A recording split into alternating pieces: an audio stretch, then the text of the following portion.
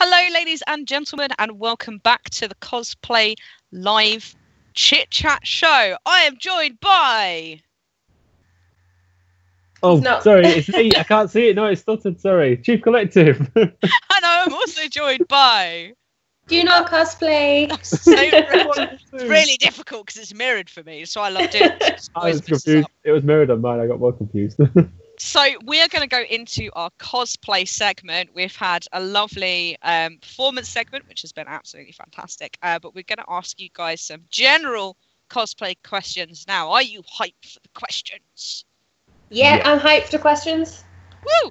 We have question hype is rolling on here. So guys, what first got you into cosplaying? What was that one thing where you went, yes, I want to get into cosplay? I went to meet Billie Piper and I saw all these people dressed in their Doctor Who gear and thought, you can do that? So immediately went home, eBayed an absolutely awful bright pink dress and went as Rose Tyler from the Idiot's Lantern episode. And I was like, this is the best thing in my entire life. And then proceeded to throw all my time and money into cosplay. That's an amazing story. I sort of went a little bit mental on eBay. And I was like, oh, the new Halo game's coming out. I wonder if I bought a Halo suit, I'd be able to go to the Halo launch and get the game for free. So I spent 450 quid on a Master Chief suit, and ever since I haven't paid for a Halo game. So it kind of worked. And I've lost count of how many times I've worn that, actually. Now. To be fair, it is an amazing costume. If you've not seen it, go on the Insomnia Gaming Festival page and click on guests. It is there. There's many things happening. There is many things. Insomnia, as I know. But yeah, go and have a look. And you'll get to see Danny's Master Chief suit. It is an absolutely incredible piece. So what part of cosplay would you say is your favourite part? For me, it's hands down being my favourite characters, usually in a group of people. I've never had as much fun as when you manage to get like all 5 of those magical girls or all 6 of those party members together and you stand there and you feel so cool. It doesn't matter if nobody has any idea what you are because you and yourself are like, but look at my armour. Yeah. And I think I don't really know. Being recognised as your character is always good. I really like meeting fans of the same characters. So one of the girls that's now a really close friend of mine actually came up and cried on me when I dressed as the Swan Princess. Because she'd never seen a Swan Princess cosplay before. So we'd been on stage and she came running outside to hug us both. And she's like, I'm so sorry, I don't know you, but it's my childhood. And then started crying. And so that's when we first met. And now she's like one of my absolute best friends. And she's wonderful. And I never would have bumped into her because she's from Scotland. So it was just like this... Yeah, exactly. Like it was just this random coincidence at a con that we both loved the Swan Princess, and it's like one of those wonderful things where you make all these amazing friends. And I never would have met half the people I know today if it wasn't for cosplay. There's someone I wouldn't have met without cosplay, but that's another story. That's absolutely amazing. Do you know what? Swan Princess was my childhood princess as well. Isn't she fabulous, though? She's so lovely. I wanted to be the Swan Princess when I was little. And the villains in that story are just incredible. Like, they're dancing and singing. It's something like in no other movie. It's absolutely amazing. And it was like a childhood dream of mine to own that dress. And I met Sophie when I first started cosplaying. She's like, I'll teach you how to make it. And we did. And it was like an absolute dream come true. And like every time I wore it, I could not have felt cooler. Like, and nothing was wrong with the world because I got to be Odette for that like 3 hours. It's the best thing in the world. Oh wow, that's so cool. So, have you ever met anybody famous while you were in cosplay? Like because of cosplay? I kind of met the Ruby girls whilst dressed as somebody from Ruby, but it was more of there wasn't really like because of the cosplay, but more because I sort of spotted them and sort of stalked them. I was like, oh my god, is that Lindsay Jones? Wow. And then proceeded to sort of follow them for half an hour till they got to a table where they were doing signings. And I was like, I'm getting in this queue. Yeah. I did meet... I had a guy who... Sorry. No, it's all right. I was just trying to think of other situations. Like I met Tilk, but that wasn't because of cosplay. But I just sort of got really giddy again and followed him back to his table. It turns out when you walk through cons, you see celebrities on breaks, and they're like, "Oh, I'm just going to head back to my signing table." I'm like, "I did not realise you were here." Christopher Judge strikes again. Yeah, Yes. I've also met Tilk, but under very different and very weird circumstances. That sounds like a story. Cosplay organizer stories. Cutting a long story very short, I asked him if he had a nice wee in the bathroom. Oh my god, As sorry, you yes. I've got a great weeing bathroom celebrity story for you. Go for it. Once there was about 6 of us getting into armour in a bathroom at a convention, and Hattie Hayridge, Red Dwarf, walks in, sort of looks at us all, and she goes, "Don't listen whilst I pee." So whilst she goes into the bathroom, we sing Somewhere Over the Rainbow. And she comes out and thanks us and says hello and sort of says cheerio. And it was one of the surrealist experiences of my entire life. But I met Hattie Hayridge and we sang whilst she peed. That's amazing. It was so weird. This is why conventions are great, because you really get to meet people as humans. Exactly. I saw the humanity of a guest once, and it was quite bizarre because I was at London Film and Comic Con. Many years, like one of my first times I wore my Master Chief as Master Chef, strangely enough, and I'm on the floor, quite hungover and dehydrated, and I can't for the life of me remember what his name is, but he plays the lead guy in Walking Dead. I know. Norman Reedus. Yes. And he walks past and goes, "You all right there, mate?" I was like, "Yeah, I'm a bit hungover and a bit dehydrated." And here you go, mate, have a bottle of water. I was like, "Oh, cheers, pal." And he just wanders off, and these girls are across the way like, "Oh my god, can I have that bottle when you're done?" I was like, "Yeah." Why? I was like, "Do you know who that was?" I was like, "No." I found out later, I was like, "Hang on, I thought you were just someone working backstage." Oh my god, that's amazing. When you accidentally meet a celebrity, I think is the best one. I remember I took a smoke break and I saw, what's his name? He presented Robot Wars, and yeah, that's the one. And I just kind of fangirl over there. I just double taked and was like, "Craig Charles," and he was like, "Yeah, that's me." And I was like, "Cool, nice to meet you. I'll leave you to your cigarette break." But you're a cool guy. I actually got Craig Charles on a quiet moment at my very first convention to sign one of my robots that I made. Wow. Like, "Why are you quiet? Will you sign my robot?" He's like, "Yeah, all right." That's amazing. Just very weirded out by the fact, "Can you sign my Robot Wars robot that I made myself, please?" Like, yeah, okay. It was probably the fact that it was at the convention with you at the time as well. It was quite weirded out by it, but went, "Yeah, all right, whatever. It's quiet." I actually bumped into Matt Smith at a convention once. I mean, he was supposed to be there, but my dad had decided after the talk he wanted to go out for a cigarette break, so I think we were in the wrong area. And he just sort of wandered by with his security and sort of looked at me, because I was obviously dressed as Rose Tyler, because of course I was. I sort of waved and went, "Hi!" And I sort of was like, "Hello?" It's like, am I in a parallel universe? Is that Matt? Is that really Matt Smith? And then he was gone before I could say anything, and I was like, "Damn, missed opportunity." Oh gosh. Even so, like, that's still amazing, especially the fact that you were Rose Tyler at the time. I got a little bit giddy. It was the 50th anniversary WhoCon. It was my graduation present, and it was my second ever convention with my dad, and it was still one of the best experiences in the world. Oh wow. That's awesome. So what would you say is the most memorable moment that you've had at an event, aside from celebrities? At Birmingham around 3 years ago, I spent the day yowing at absolutely everybody. I was in my Halo gear with whiskers and cat ears and a tail, and I was Halo Kitty. So I took it upon Halo Kitty, that's amazing. I took it upon myself to meow at every human being possible. Meow, meow, meow, meow, meow. Just all day. It's like the house almost. I think mine was probably the first time I got up for a masquerade, and I don't know if you'll remember this, but you actually ran that masquerade many years ago.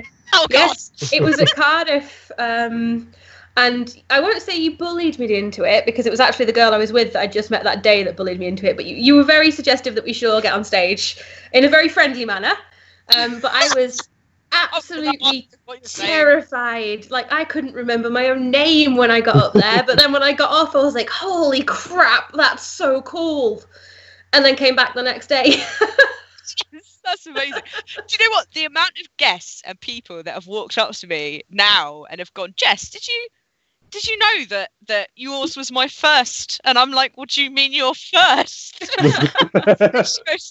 You know, they'll be like, my first masquerade, it was you. You came over and you bullied me to go into it. But when I came out of it, it was amazing. Exactly. Yes. I'm so glad my horrendous old tactics of being a bullying stress head has made you fall in love with this art form today. I actually, I can't thank you enough, because I probably never would have got on stage. So, I mean, I love it now. I sort of get really giddy and sign up stupid in advance and do all sorts of strange things and make an absolute fool of myself, but I love it nonetheless. Bless you. Well, that's really... I'm glad that, you know, my 7 years being surrounded by fabric and many faux pas has not gone to waste. And shouting, lots of shouting. I used to be very... I don't know if you remember this, but the other thing that people used to say back in the day as well is that I would be very shouty. I wouldn't have said it in a bad way. Sometimes when you're trying to get about 30, 40, 50 people in a queue, it helps that somebody shouts, because nobody's listening. I was awful back in the day. I was absolutely, seriously, I was so bad. I'm a lot more relaxed now when I'm behind stage, but I used to be dreadful. So thank you to everybody that's entered a masquerade of 3 Jess 5 years ago or something, you know, or 7 years ago or 6 years, whenever it was, and you put up with me. I was but learning. I'm a lot better now. I still get stressed. Sorry about this. I mean, I think certainly for you, Alice, you've guested with us often enough. Though I still get kind of stressed, but it's not to the point where I'm like, I have called your name 3 times. To be honest, I think if you suddenly stuck me there and went, here, organise the queue, I'd probably get to that level by the end of 60 people. Get in the line. It can, with the greatest of respect, it can be a little bit like herding cats sometimes. Herding cats? Yeah, it's... Once again, it just boils down to the fact that I've gone from, you know, being with a bunch of very well rehearsed, very well trained individuals that know exactly where they're supposed to the point where, you know, it's mapped out on stage. It's called, in the theatrical world, it's called blocking. And the way it basically works is that you know exactly where you're going to be, where you're supposed to be, at exactly the precise time when you're delivering an exact line, and it all gets blocked out in specific places. But the cosplayers don't. They don't. You know, most of the time, you don't even know exactly what the stage is going to be like before you get on the thing. Yeah. So yeah, I've been there. I've seen cosplayers sneak on after a con's closed to check the stage and walk across it and pace themselves across to pace the steps. And it was quite amusing to see that. Yes, it's a bit. It's crazy. It's absolutely crazy. I mean, I started going. I'll go on a bit on a tangent and then we'll bring it back. But the whole reason I started in this profession, I suppose you could say it's a profession, my weird life of Jess, is because I saw that you guys were attendees and that, you know, you weren't trained stage professionals, and it was really important to me that, you know, back in the time, cosplay was a very, very... How long have you been cosplaying again, Dewnor? Remind me. Me, it's been about 3 years, I think. I'm coming up on 3 years. Sophie, who is normally my cosplay sort of partner, she's been probably about sort of 6 or 7. I know girls that have been doing it for 12, but it's really varied. They'll probably remember this then. It's like back in the day, cosplay used to be very elitist. And, you know, you still get the odd occasions of it now, but it's damn sight better. But it was so bad to the point where cosplayers would consider themselves in particular factions, and you would have the masquerade faction, and you would have the floor costume faction, and you'd have the cosplay faction, and, you know, they wouldn't speak to each other or dare, you know, dirty themselves by approaching any of the other particular different factions. And I just kind of went round and was like, I mean, guys, you're all adults and dress up, mate. Do you want to kind of... Maybe we should just all get along, really. I mean... Oh, but I completely agree with that. I'm so sick of some of the cosplay drama. It's like, we're all just having fun. Let's just have fun. And Masquerade used to have this bloody rule set that was like 19 jillion pages long. And I read this and I was like, why is that rule there? It's like, oh, it's commonplace in Masquerades. And I was like, well, that's another answer for you don't know. Why is that there? You know? It's like, oh, well, you know, they have to, you know, be on time in a specific place to do a specific thing at, you know, X. It's like, well, why? I mean, these people pay for the privilege of basically being abused for 3 hours. Like, and you leave. You know, that's probably not great. And cutting a long story short, there was this one kid who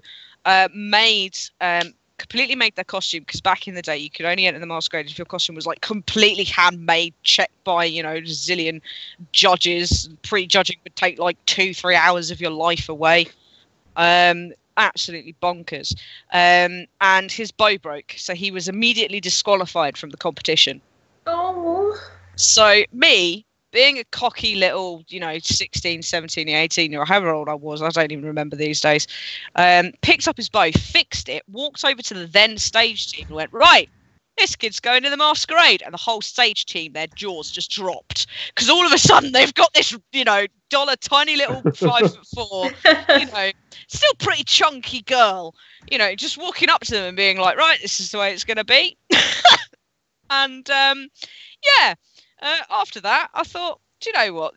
These rules, they're a bit, really. I think, you know, just anybody should be able to come and have fun. So that's always what I've tried to make Costume Play about, what I've tried to make the Masquerades about, as best I humanly possibly can. And it's taken me a long time to learn the philosophy I was preaching, to learn, you know, you guys are attendees. I can't yell at you. Yeah. You know, I have to be nice to you. I have to make sure you guys are okay. Even doing something as simple as so we basically have a term like in the team. It's called popping. It's like when somebody pops, and what that basically means is they've had a breakdown and they can't go on stage. They literally have to be pulled out of the competition right that second. And we've had pops that have happened literally as somebody's about to walk on stage. Now, usually, traditionally, and Snow will attest this as well. I appreciate he's not on the stream at the moment, but he is in the chat. Snow will attest to this. Technicians are very, very used, and indeed, anybody backstage is very, very used to every single thing working like clockwork. The idea of somebody literally just going, that would literally be the professional equivalent of an actor walking to the stage just before they're about to go on and going, and then walking away. Like, that's the equivalent of what it would be. So, you know, we have to sort it so that basically in a split second, the MC has to be briefed, the lighting has to be briefed, the sound has to be briefed. If there's a camera guy, the camera guy has to be briefed, or the team has to be briefed. The guys need to get the next person ready to queue up, and this needs to happen in about 5 seconds flat. So theatre is always, if you get into stage management anyway, you'll always be told, you know, have a plan B, C, D, E, F, whatever. The reason I love this job is because it's even more dynamic. There are even more things that could go wrong. When somebody has a pop, we also need to immediately pull a team member out from the team and go and accompany this person to safety, because health and safety is the most important thing, and it's often forgotten about. I really disagree with this. It is vitally important to make sure that people are hydrated. If they need to sit down, that they can sit down somewhere, you know, and that their physical bodies are okay, because when people are cosplaying, they're just attendees again. They don't know how to look after themselves. And I'm not trying to, you know, make out that people are silly or anything like that. You know, I don't want to do that, but it does happen. As you know, as Danny says, you know, people do get dehydrated at conventions. And when you're dehydrated and you're just about to sit under some very, very heavy spotlights in a costume, whatever that costume may be, there's a massive chance of fainting. Like, the chances are huge. Like, the amount of cosplayers that I've seen literally just drop, and we've had to sort out, you know, medical teams, make sure they're okay, get some water in them, etc., etc. And there's so much kind of behind the scenes like this that happens. So yeah, that's basically what I wanted to do. I wanted to come and provide a space of safety for people, I wanted to make sure that, you know, anyone could walk up and come and enter and have fun, but there still be, you know, a way of, I suppose, essentially qualifying for this prize, but have it not be a big deal. And the way I say to people, and I do genuinely mean this when I say it, is that, you know, if conventions had the power to award and pay every single person in cosplay, they would do it. They just don't. Yeah. There needs to be some kind of formatting in some kind of way that we can give back to you guys that makes the most sense. And that's why a masquerade format happens. It's not because I want to sit here and go, your cosplay is better than X person's cosplay, and Y cosplay is better than G person's cosplay. I appreciate that you're judged on that. I appreciate it's important to people. I will always absolutely uphold and you know, continue to uphold how important these judging criterias are. And you can go ahead and go read masquerade rules if you want to, and see how we operate judging fairly. We always work on the ground of fairness, but under the same merit. The other thing that I always say is, you know, do this for fun, do this because you enjoy it. The prizes are there to give you guys something to work towards, and to give you guys a way for the event to give back to you. So, speaking of which, the prize pool for Insomnia this time around is £600. Oh, blimey! It's pretty tasty, isn't it? You're both coming to Insomnia. Tell me what your most favourite part is that you're looking forward to for Insomnia. Personally, I just really enjoy talking to new people. So when people come up to ask about, oh, what's this on? You know, is that a sewing machine? What are you doing? Or is that a 3D printer? I really, really enjoy talking to people, especially other cosplayers, because I get to have a little bit of a geek out. Like, how on earth have you made that crown? Like, how is that so big? How does that stay on your head? And then we just sort of have this massive conversation, and it's great because it's sort of a great way to learn new things and just meet new people. And also, so I'm just going to drop it out there, the cosplay zone backdrop, best thing in the world. So cool. It is good. Every time it's different. I'm looking forward. I don't want to spoil anything about this Insomnia. You won't. Like, most of it's out in the promotion anyway. What are you think? What? Give me a hint as to what it is that you want to say, and then we'll talk in code for a minute, and then we'll work it out. I bet you I can guess that it has something to do with bunny ears. Yes. You can mention that. That's the best one to mention. The egg hunt. Yes, the egg hunt. There's the Easter eggs. I imagine when we printed them before, or even at Insomnia. I could print them at Insomnia all at once if I wanted to.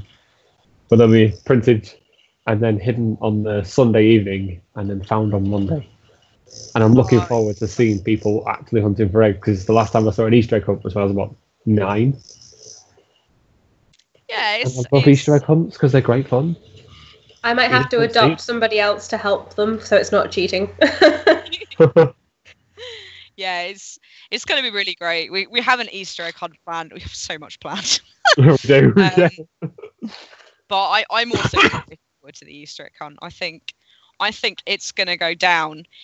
We did a Pokemon hunt to celebrate Pokemon Go last spring.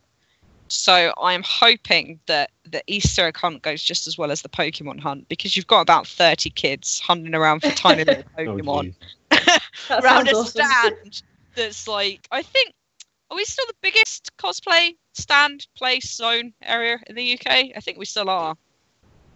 It's a damn impressive big zone. It's amazing. You have got a bigger zone than most. There's always something new, and it's always something like intriguing as well. Like, hey, have you seen this lady making mercy wings behind the desk? Or in like 3 hours. Yeah, this 3-day prop build going on in the corner over there, or this build your own 3D suit with the I can't describe. I've forgotten the name of the software, but it's amazing. And then built a snowman on it, and it was so cool. The 3D VR costume making stuff. That's the one. It's crazy, isn't it? What technology can do these days. You've always got Syl there as well. She's making the snow dress last time, and that was really cool. Yeah, she's going to be making armor this time. Oh, awesome! She made the She made the tiny wolf chainmail. It was so cool. Yeah. I remember the wolves. The wolves were great. The wolves. Oh yeah, with the moving head for winter. Yes. Yes. Yeah, there's there's going to be a forge this time. I'm looking. Oh wow! It's going to be pretty cray. I don't do anything. It's just Sil. It's all Sil. It's not good. I still can't believe she made some of those ice blocks out of sellotape. Yeah, I know. I saw that, and she was like, "Hey, Jess, look, I've made some icebergs, but you can step on them. They're perfectly safe." I'm really looking forward to showing Safety John. Health and Safety John is an amazing man who we all admire in costume and play. Who is Insomnia's health and safety officer, ironically. Lovely man, amazing man. But needless to say, working in cosplay. The paperwork that accompanies cosplay is something like 14 documents that I have to submit each event. Wow. Something stupid. Or like that I have to compose together or something daft. It's really redonkulous. And one of them is many health and safety checks. And the reason that you don't see such dynamic things on a stand, one of the biggest reasons is because the health and safety is a nightmare. A literal nightmare. And you have to jump through a jillion hoops. And we do jump through these hoops. But yeah, I remember when we had to go outside and fireproof some firewood. That was good fun. Such an oxygen, just sitting outside spraying all of these logs to make them anti-fire. And we just sat there like, yeah, do you know what, mate? Cosplay, if you want to get into it, sellotape icebergs. Yes, and fireproof brilliant. fire logs, and there you go. If you want to fireproof fire logs. So for costuming, there's a huge debate, especially recently, I think, about who and what you can cosplay. I think it's coming up with like how society feels about particular cultures and genders and things like that. And I found it's gotten a lot worse, all this Brexit stuff. I'm not going to go into Brexit. It's not a political stream. But what do you guys think in regards to who and what can cosplay? Everybody can cosplay. If you're cosplaying something of a sensitive subject matter, perhaps you should consider how you cosplay it. So, for example, sort of as people rightly say, a race is not a costume, but there's nothing stopping you being that character. Just perhaps skip the makeup, to put it one way. But everyone can cosplay, regardless of size, age, gender, all sorts of ridiculous things. I mean, I'm never ever going to be built like some 12-year-old anime girl, but that's not going to stop me dressing like a magical girl. I'm never going to be built like a genetically altered super soldier, but I'll still wear Master Chief. You can wear what you like. I'm happy to just dress up. It's just what I enjoy. I think that's very true as well. Like, don't be afraid to push the boat out. I remember when I did Catwoman. At the end of the day, I'm a 5'4", quite chunky. I've never been sad of the chunkiness. It gives me a great figure, which I love. But it was all done with corsets and Spanx and all kinds of weird hidden things that were going on. And I completely agree with you. And I think that really sparks the question of how far into the character are you willing to go while in your cosplay? At the end of the day,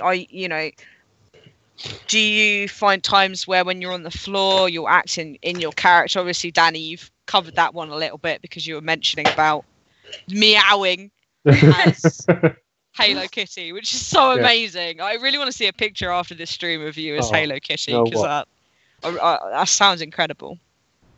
I suppose for me, I'm not so bad in like sort of certain games cosplays. I'll pull the faces for photos, but my big one is like the Disney ones. I can't help it.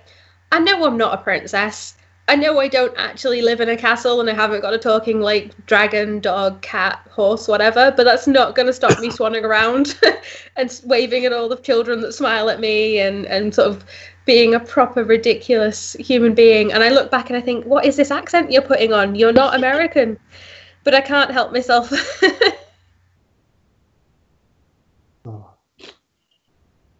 I just found myself a picture of the Halo Kitty. I'm really excited to see Halo Kitty. All right, I if don't we know can, how I'm if gonna we can send get it. it, if we can get up, we're gonna try. If we can get it up on there. Get it up on there. I've just sent it to you on Facebook. Oh my gosh, guys! I know you can't see it, but this Halo Kitty is the most amazing thing.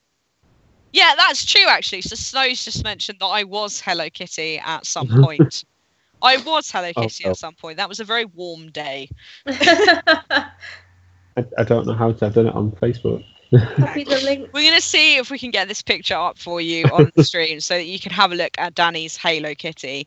Do bear with us while we do that. But in the meantime, Alice. Yes. What would you say has been, aside from Swan Princess, what would you say has been your most favourite costume, and what would you say has been your most challenging costume? My most favourite costume's Armoured Ariel, because I ran into that with about 3 sheets of Warbler going, I can do this, having never touched the stuff before. And the minute I put on a full set of armour, I felt like the coolest person in the world. You know, I couldn't sit in it, I couldn't walk in it, and I'm pretty sure that there's some very awkward photos of me attempting to do both, but it didn't matter because, my God, I had a trident. And it was like the best thing in the world. I think probably the most challenging is like I did a Disney fairy cosplay, and it's not particularly very complicated, but I tried to do a lot of strange things with it and dyed fabric that wasn't designed for dyeing and things like that. And it was my attempt at trying all these new skills, and I probably went a bit too far. But it was great when it was done, and I mean it took me 6 months to finish it properly, but I loved it. Oh wow, worth all the time and effort then. I mean, nobody even knows the character because it's one of the home DVD movies, but I was like, it didn't matter to me because it was all about getting it done. And I know a lot of people feel the same, so they'll pick projects. Oh, there we go. It's so brilliant, isn't it?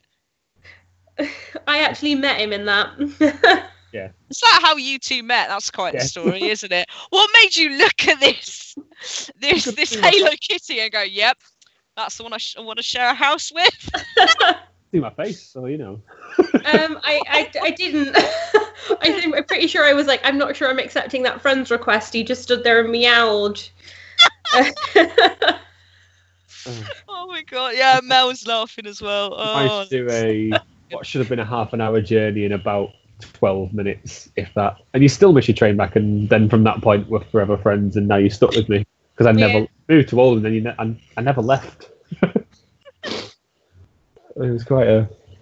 And then. But to be honest, that's how I met. That's how I met Sophie as well. Yeah. She just sort of bumped into me the next day and was like, "Are you here on your own?" And I was like, "Yes." And she was like, "Right, you're with me then." And that was that. Yeah, I think that's brilliant though, because I think it's. I suppose in the cosplay world, they have a tendency to call them cosplay power couples, don't they? Yeah. But I think it's really great when you have somebody that you can share your love with and your hobby with. Like, I have no idea how I would introduce I find this kind of in the real world, I'll put that in quotes. But I don't know if you guys find this. Have had any stories where you've been in the real world and you've tried to explain to people what cosplay is and what you do, and they've just been like, what? And they've just kind of looked at you blankly, confused. Every single time I am at work.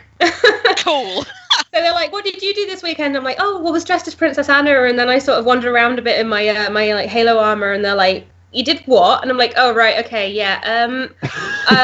I occasionally like sew and stuff, and I was wearing them this weekend." "Oh, like bridesmaid dresses?" I'm like, "Yeah, sure, that'll do."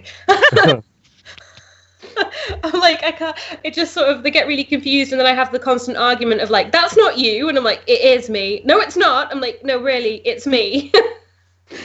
Yeah.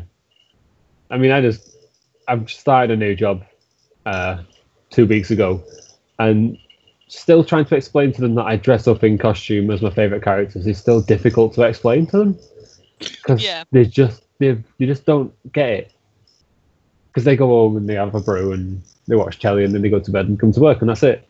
And I come home and I watch telly and I plan my next costume thinking, yeah, I can make that, and no, you can't, Dan, it's going to cost you £400, you can't make that.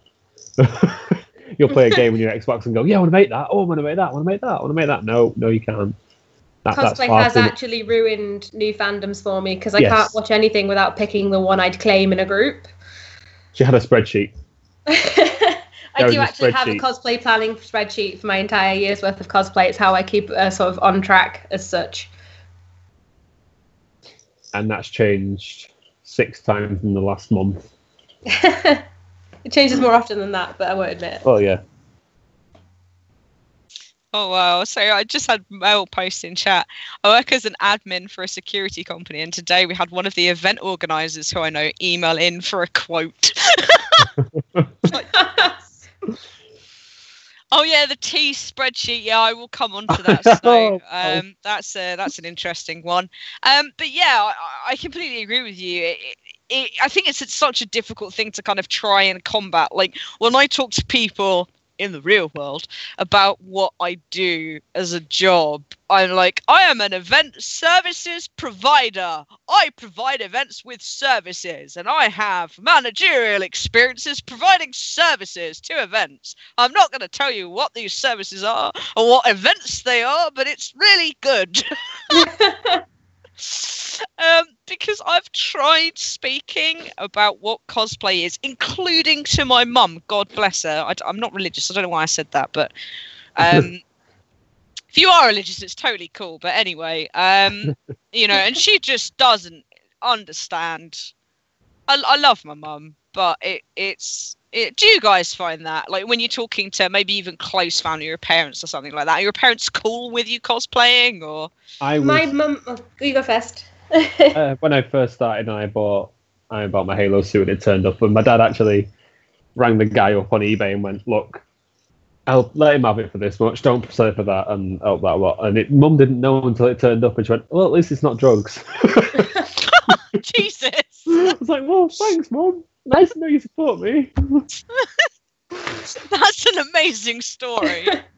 Mine's not quite as cool now. My mum, bless her, actually follows all my posts, and she always hearts them and always likes things and says, oh, I like this one. And she actually printed out a bunch of my pictures and like gave them to me as a birthday present in a little bouquet of chocolate. And it was like, she doesn't really understand it, but she just loves that I love it, and that's sort of enough to her. Aww. See, that's how it should be. Yeah. I mean, she still calls me a nerd, but my living room is full of collectibles, so. Yeah, there is far too many collectibles in that living room. No, I think that's great, though. I think it's great when you have, like, supportive people around you, which is, I suppose, you know, I think in general, like, even if your parents don't necessarily understand what you do, or anybody else for that matter, you know, there will always be people and friends and a community that you can join and be a part of. And in this community are the amazing Dewnor Cosplay and Chief Collective that will help you out with all of the cosplay things. I love answering questions, so you know. Yeah, like, oh, so we've got another one. You have to forgive me, I'm horrendously dyslexic, so if I pronounce this incorrectly, I am so sorry. But I believe that's Kylene, is that? Kylene? This lovely person. Kalian, brilliant. Yes, I know that one. Oh, Go on. Being trolled here. When I brought my stormtrooper armor, my dad decided to send me a picture of him holding the helmet with a potted plant inside it. That is amazing. That's quite good, That's awesome. That's like parental trolling. Oh dear. Oh. Rhymes with alien. Yes. Kalian. Kalian. I remember that now. Sorry, mate. Come into chat anytime. Just say rhymes with alien. Now I'll be like, Kalian, you are here with us. Thank you so much for joining the stream, Kalian. It's an absolute pleasure to have you here. So moving on from very weird things in cosplay and explaining them to generally weird things in the convention scene and explaining them. Myself, the Chief Collective, and Dewnor Cosplay. Oh, call me Danny, I don't mind. Myself, Danny, and Alice. There you go. For Insomnia Gaming Festival. Coming up in April the 14th. Please, please, please come if you can. It would have been an absolute delight to see you. We are 210 square meters, completely themed zone area. The first time it has been completely themed. I'm really well scary. It is a Skyrim, Dragon Age. Like, think any kind of that kind of genre of game, like the RPG kind of genre. And it's based on a marketplace.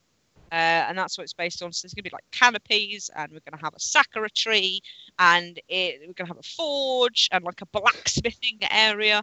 It's going to be absolutely incredible. The other thing that we're going to have as well is a tea ceremony. Now, myself and Sil have completed the tea maths for this tea ceremony to celebrate this. Yes, it involves so much tea maths, like working out how to distribute tea for a very large quantity of people.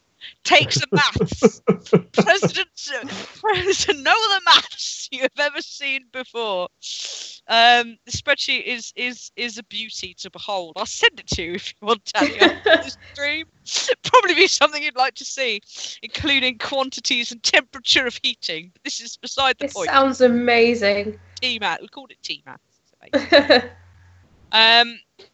Yes, there will be a tea ceremony that is going to be held. It's going to be held on the Saturday and on the Monday once the masquerade is finished. So if you would like to join us for tea around the sakura tree, is the general theme of the event, then please do. It does have a cosplay purpose to it. I realise the idea of a tea ceremony at a cosplay zone. It's like, what's that? But these teas are special flowering teas. Oh my god, I know what they look like and I'm so excited. The idea with showing you guys some flowering teas is to show you guys how such a simple mechanic as this flower opening in a pot of boiling water can create such a dramatic, such a dynamic, and such a beautiful effect.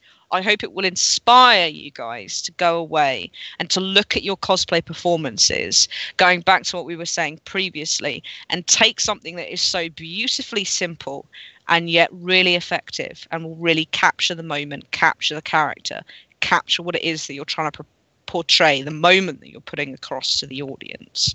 So I appreciate it sounds very arty-farty. Sadly, we are quite arty-farty creative types. If you just want to come along, try some nice tea, you're more than welcome to do that. But if you are interested in cosplay, then I would highly, highly suggest that you come along to this tea ceremony. I know it sounds beyond bonkers of a link, but hopefully, Alice, you've seen these teas before. I have. They're amazing. They're so cool. And it's such an interesting thing to watch.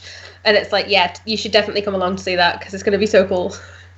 So, yes, thank you very much, guys, to everybody that has joined the stream. Hopefully, I will see some of you lovelies at Insomnia later on. It has been an absolute pleasure hosting you both. So thank you so, so much for coming on the stream with us today. Once again, a massive thank you to Dewnor Cosplay and the Chief Collective. Where can we find you, my lovelies, on social media if they wish to? And if you would like to follow us, we'd be really appreciated. Please do give the stream a follow, and our links will be coming into the chat for you now. Bye. Bye. Bye.